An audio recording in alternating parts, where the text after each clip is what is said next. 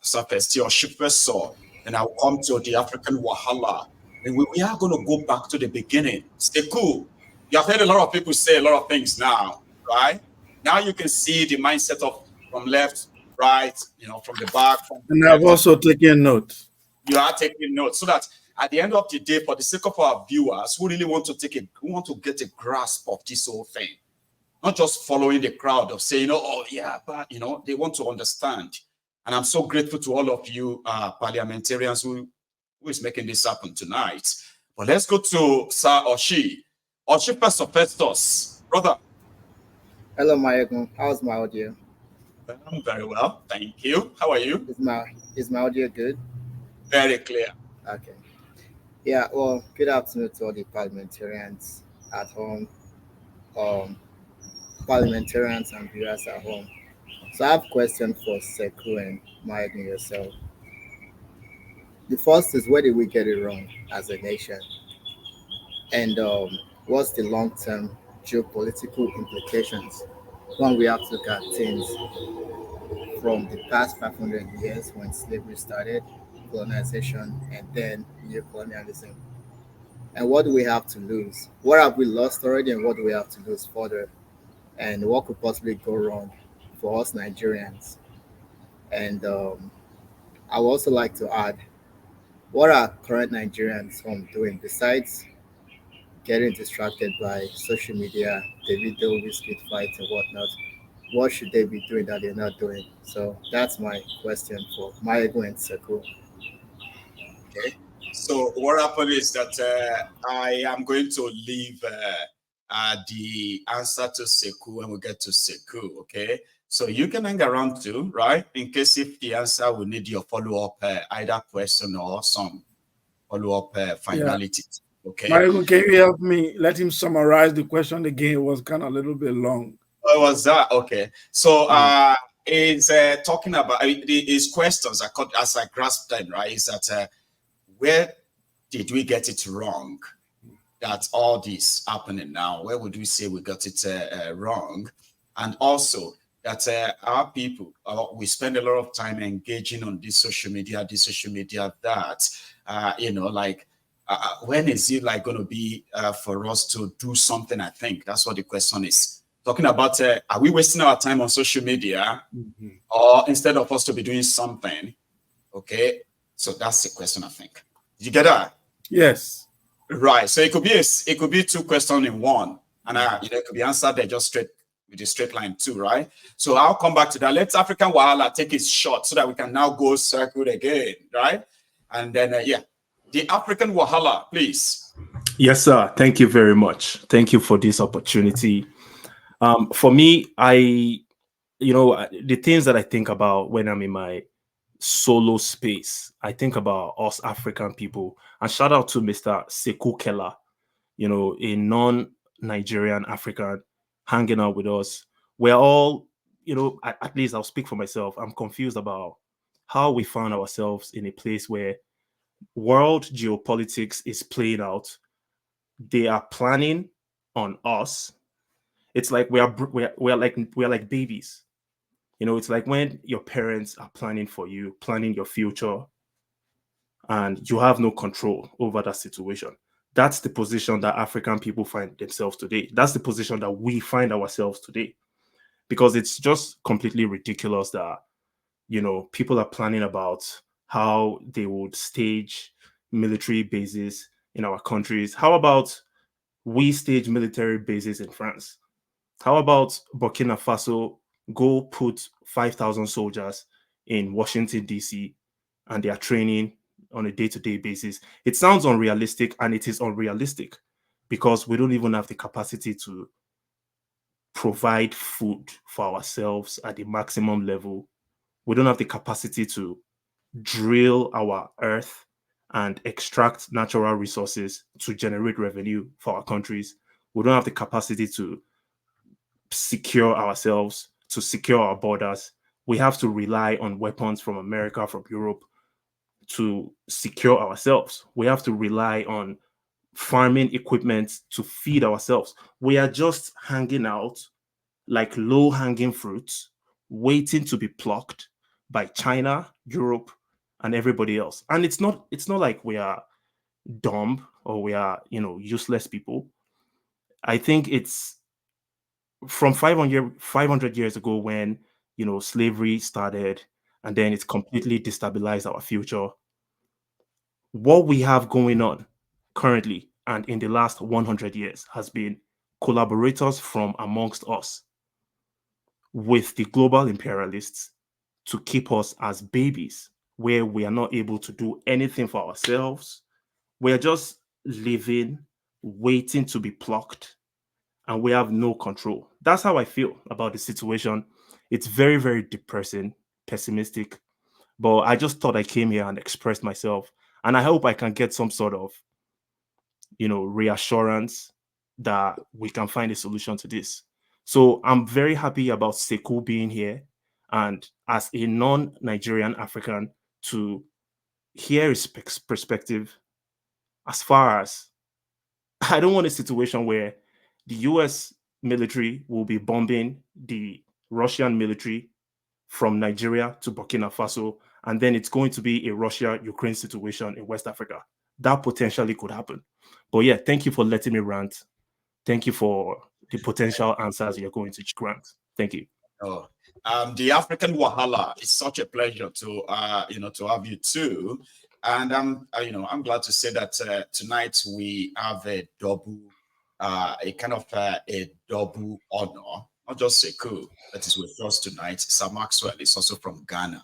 Okay, he's Nigerian or Biafran, depends on whichever one is convenient for him, right?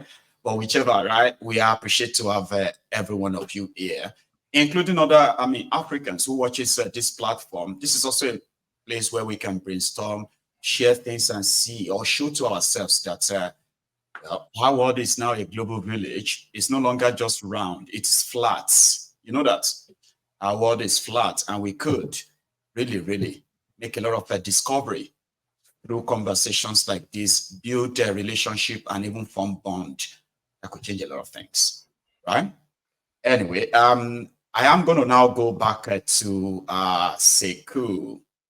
Sekou, you've taken in a lot in the last 1 hour, I have to say, and you probably have enough you would like to add to what you have already said, bro. Yes. So I'm going to give you the next 10 minutes so that afterward, right, you are just going to give us your own closing remark like everyone else after they have spoken, okay? And then we'll call it a night. So indeed, let's go to Sekou. Please, sir. Thank you very much, Mayogun. And it's an honor for me to actually be here among you and learn, from each and every one of you here. I would like to be on the screen. Let me see everyone so that when I see myself, okay? Yeah, we see each other. So it's a parliament. So I'm very, very grateful. I would like to start with the point of Mr. Olu okay. So Brother Olu said we need allies. That look, you see, Israel has allies, Saudi has allies, Nigeria, we cannot live in isolation. We need allies.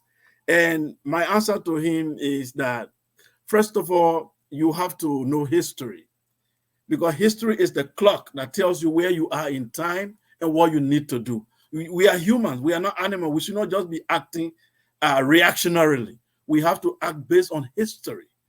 Where am I? Why did this even happen? Why should I act in this way? I think that sometimes African leadership lacks that. Let's go back to history. How did we get our independence? Did America free us?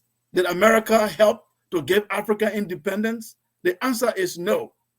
When you were struggling for independence, it was the USSR and Russia that were instrumental to bring independence in most African nations. I'll tell you why. It was during the Cold War that America and Europe were so occupied with the USSR. That's how Africa break through and got independent. We will still be under colonialism, left with America and Europe. You and I will still be under colonialism right now. The USSR fought along with people in Angola. You know how South Africa got free, even as recent as in the 90s.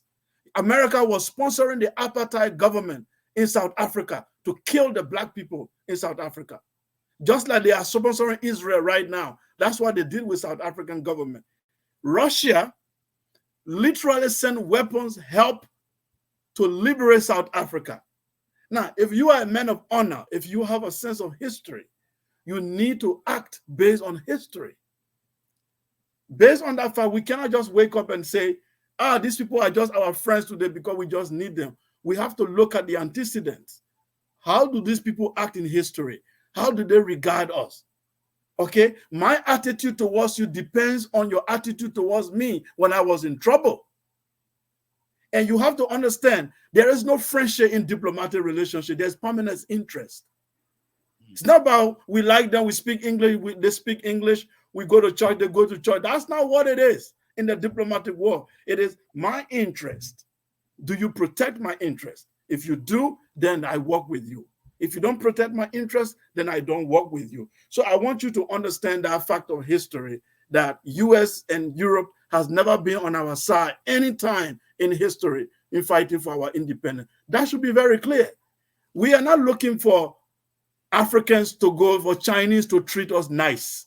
That's not what we are looking for. We are not looking for Russia to treat us nice or exchange American for Russian. We are looking for sovereignty. Our ability to act by ourselves as equals on the global platform. That's what the black man is looking for. He's not looking for for Chinese to welcome us in Beijing and give us flowers. No, we don't need it. We don't need flowers. We don't need Russia to love us. My brother said he's in UK and the way they treat you nice than the people in Russia. Brother, we are not objects. We should be subject of history. Our thinking, our sentiment should not be how nice white people treat us and how nice they don't treat us. It should be what is our destiny as a people. We should be defining our history. I don't care if a white man loves me, doesn't love me. I don't think I came on this planet for him to love me. I came on this planet for me to decide my destiny. That's all we are saying. Stop looking for love or they treat you nice or they don't treat us nice. That's not the basis. When you become powerful, they will respect you by force. Who used to respect Chinese? Have you read history? In the 1960s and 70s, Chinese were the laughstock of the world. They used to call them Chinese, the people of rice, the Chinese Ri, China and rice. Chinese were ridiculed. Today, who does that? If I want to use the language of my late brother, JP, who does that? You know, the Chinese are respected today. So we are looking for similar respect. We are not looking for love from Russians. We are not looking for love from Chinese. So I just said, let me throw it out there. So I will go to something very important about the global order. The international order of the world has ended. Let me go back and explain to you. When World War II ended, before World War II, there was something called the League of Nations. The League of Nations used to function like the United Nations, where it keep international order, prevent other countries from invading other countries, tell other countries how to obey law, maritime law, airspace law, and what have you. The League of Nations failed. As a result, it led to World War II.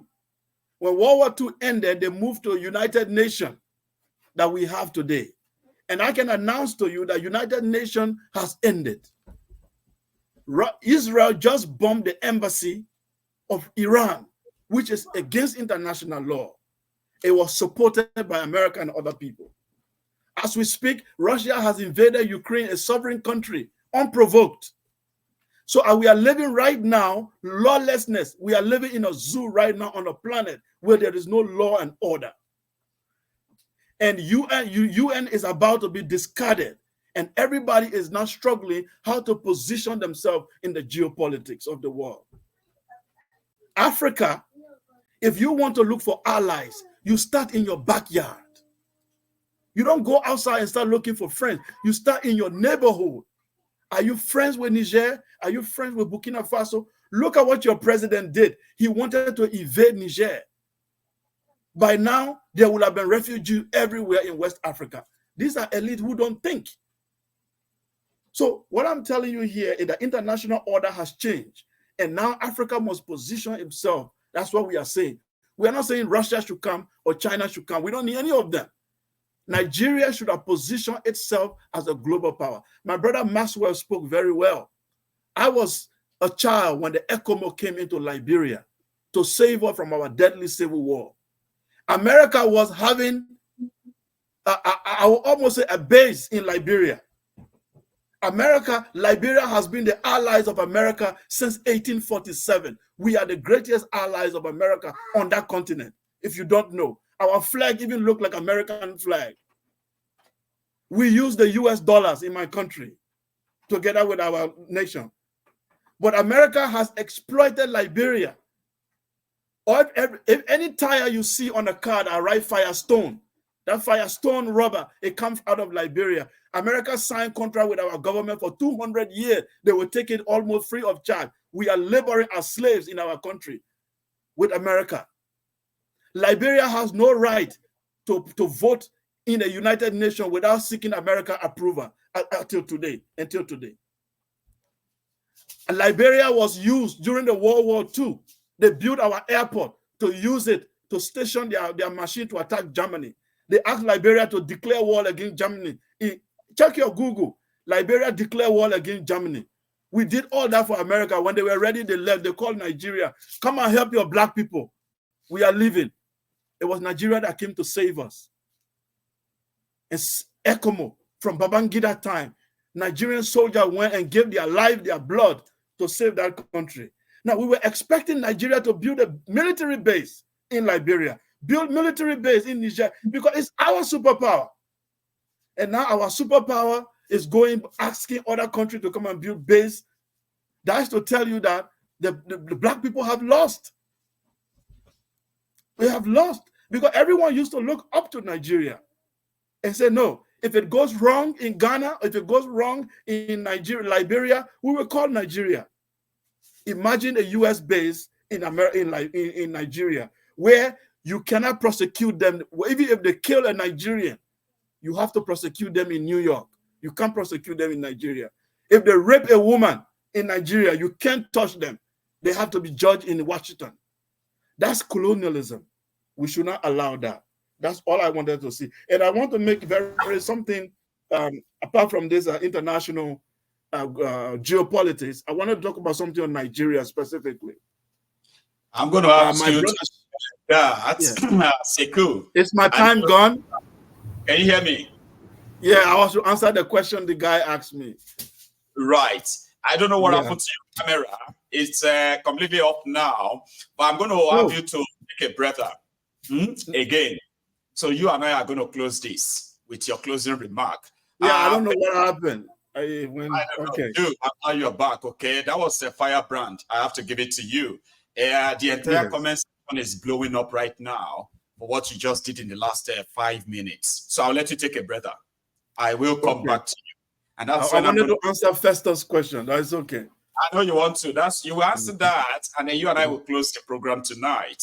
Okay. So everybody is taking their last shots now. Okay. So I'm going to go to Oluke. You're going to be next. Whatever you would like to add as part of your own arguments. Then I'll come to Sir Maxwell, another ECOMOG veteran with us tonight, who also possibly, right?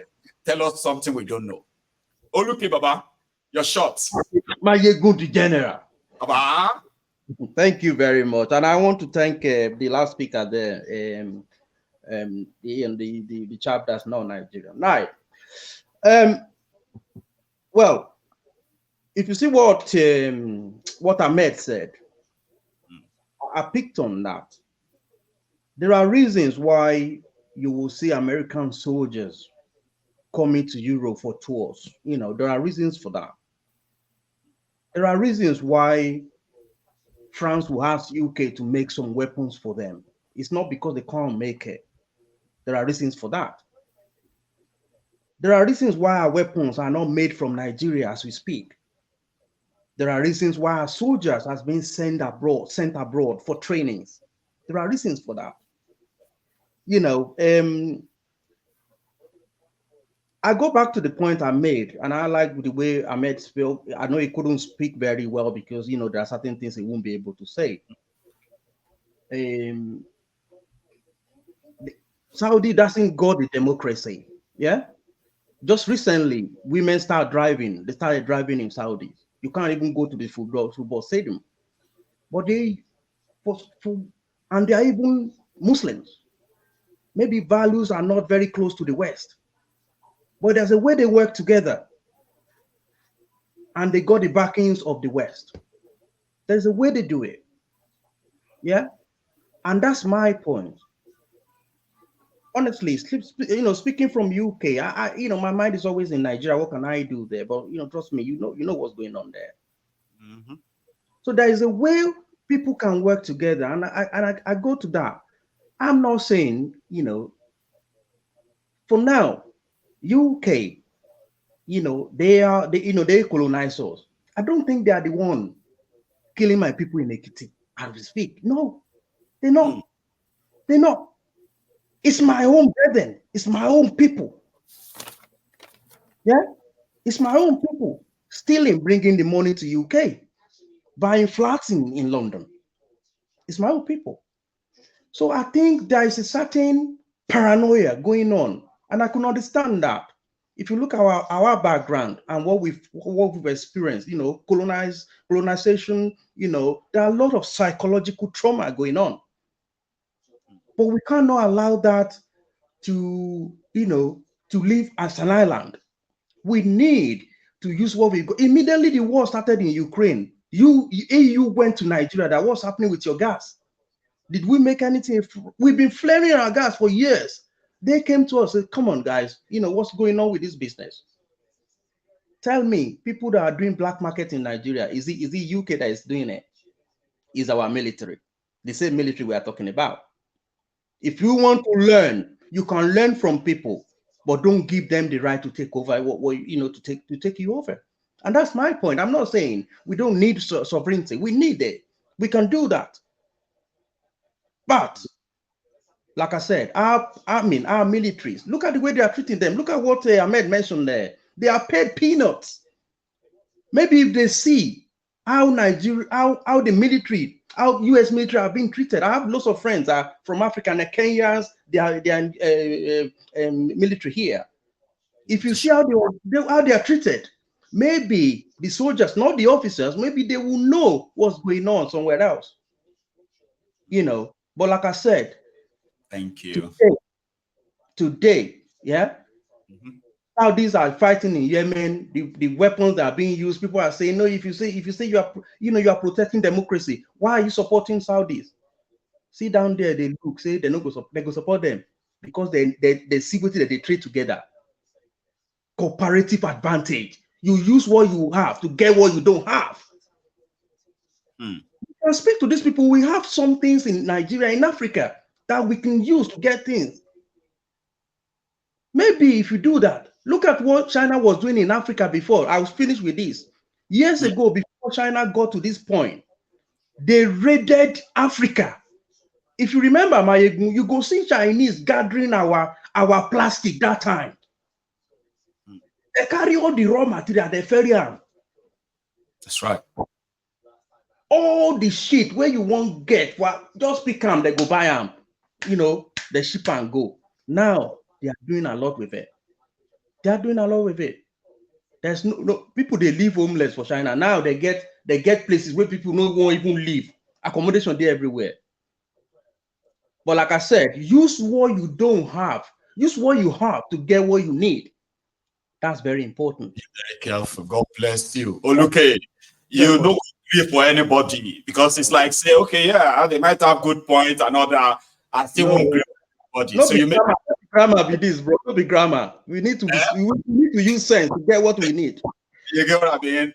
I love that. Okay, and that's what makes this even more interesting. Okay, parliamentarians will come up and say, okay, everybody's going this way.